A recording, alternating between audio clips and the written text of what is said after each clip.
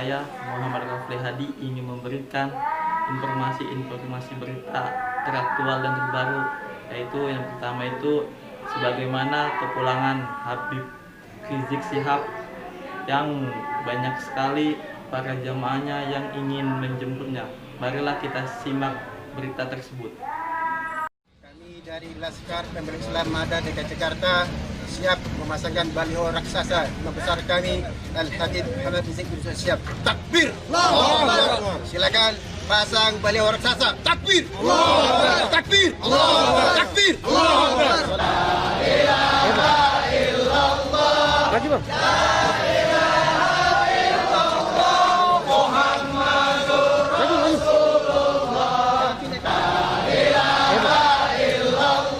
Maju bang.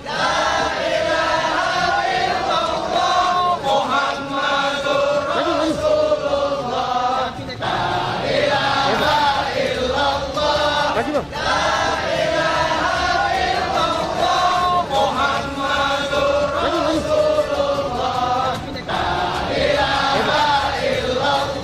Maju bang.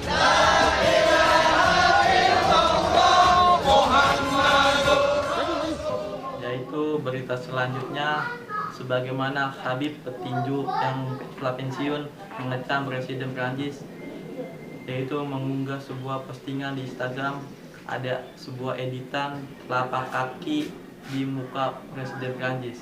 Marilah kita simak berita tersebut. Bela Nabi, Habib unggah foto Presiden. Macron bercap kaki, portal Islam. Juara UFC, Khabib Nurmagomedov turut mengecam Presiden Emmanuel Macron dengan mengunggah foto pemimpin Prancis itu lengkap dengan cap kaki di bagian wajahnya. Melalui akun Instagramnya, Khabib mengatakan Macron telah menghina lebih dari 1,5 miliar umat muslim dengan dalih kebebasan berekspresi. Dalam unggahan pada Jumat 30 Oktober, Khabib menyematkan tulisan panjang dalam bahasa Rusia menyatakan keprihatinannya atas sikap Macron. Semoga Yang Maha Kuasa menghukum makhluk ini beserta pengikutnya yang berada di bawah slogan kebebasan berbicara, menyakiti perasaan lebih dari 1,5 miliar umat muslim, tulis Khabib dalam keterangannya. Khabib menyebut Macron pada pengikutnya akan segera mendapatkan balasan atas perbuatannya. Kita muslim mencintai Nabi Muhammad lebih dari ibu, ayah, anak, istri, dan semua orang yang lain dekat dengan kami. Khabib yang baru saja memutuskan pensiun dari UFC dengan status tak terkalahkan, merupakan salah satu petarung muslim taat dan menjunjung tinggi nilai-nilai Islam baik di luar atau di dalam arena pertandingan, mengutip laporan CNN. Macron belakangan menuai banyak kritik dan kecaman. Pernyataan dan sikap Macron dianggap menyudutkan muslim sekaligus mengglorifikasi Islamofobia. Dalam postingannya di Instagram, Khabib menutup dengan mencantumkan Al-Quran surat Al-Ahzab 33 ayat 57, yang artinya, sesungguhnya terhadap orang-orang yang menyakiti Allah dan Rasul-Nya, Allah akan melaknatnya di dunia dan di akhirat, dan menyediakan azab yang menghinakan.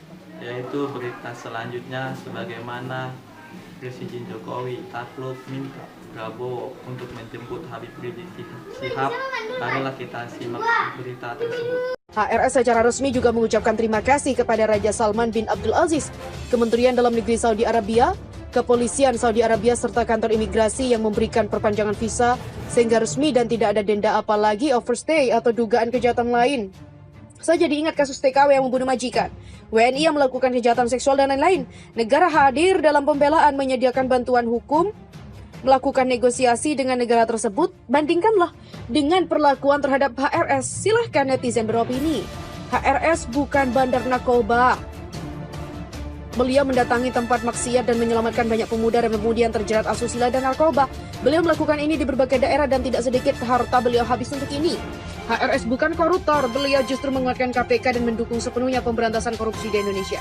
Sering dalam berbagai kesempatan mengapresiasi tindakan KPK dan beliau memegang data banyak koruptor dan banyak para korban yang melapor. HRS juga bukan cukong. Beliau tak pernah menggarong ataupun jadi backing dalam merampok harta negara. Walaupun beliau berteman dengan semua lapisan dan golongan, tidak ada jarak baik dalam hal etnis tertentu atau kebebasan beragama, semua diperlakukan sama. HRS bukan pengusaha, tidak ada bisnis beliau, tidak ada sogok menyogok rekanan ini itu, apalagi komisaris. Beliau hanya seorang guru yang melihat ketimpangan dan berusaha meluruskan kembali. Beliau hidup susah karena hal ini, namun beliau hadapi dengan segala resiko. HRS bukan pengecut. Beliau hanya menghindari kriminalisasi dari hal yang tak pernah dia lakukan sama sekali. Dan itu telah terbukti oleh Polri yang menyatakan SP3 di mana bermakna beliau bersih dari tuduhan. HRS bukan pimpinan partai manapun, bukan tokoh politik manapun, bukan Dewan Syura Parpol manapun, namun beliau tokoh muslim terbesar saat ini yang mampu mendatangkan lebih dari 10 juta massa di Indonesia.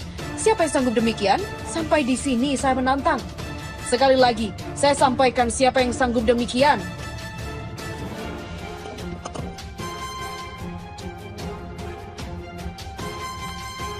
Tidakkah ini membuka mata kalian bahwa beliau dicintai umat?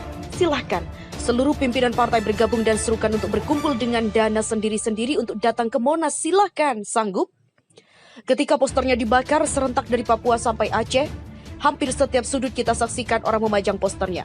Tanpa ada biaya, tanpa ada yang suruh, tanpa ada yang koordinir. Semua karena cinta dan adanya resonansi atas berkat rahmat Allah Subhanahu wa Ta'ala. Akhirnya, hanya kepada Allah Subhanahu wa Ta'ala kami berharap, berdoa dan berupaya. Segalanya telah kami lakukan. Semuanya telah kami upayakan dan mudah-mudahan beliau bisa kembali ke tanah air yang sangat dicintainya. Selasa 10 November 2020, pukul 9 waktu Indonesia Barat.